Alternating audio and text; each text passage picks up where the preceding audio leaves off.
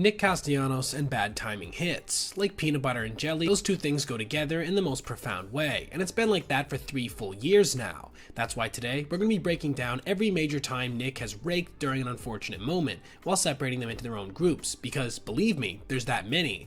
First up, let's talk about his raking during what I would like to call embarrassing personnel moments, starting off with perhaps the most notable dinger of his career to date, this shot to left center in the middle of former broadcaster Tom Brennan's apology for saying a slur while he was unaware of the hot mic. His now infamous quote, "I pride myself and think of myself as a man of faith.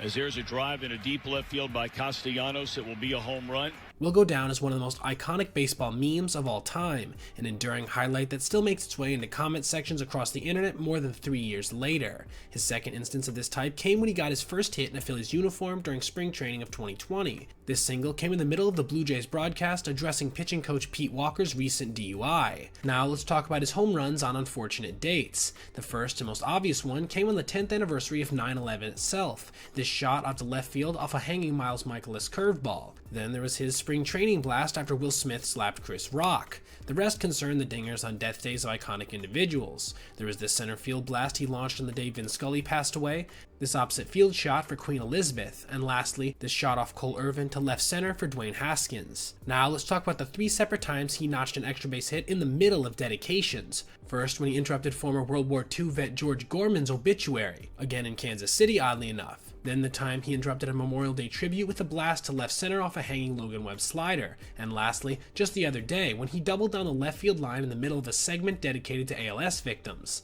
And finally, let's talk about the time he created the bad luck himself, albeit on accident, when he lined a ball up the middle off Ryan Feltner earlier this year that resulted in a literal fracture of the pitcher's skull.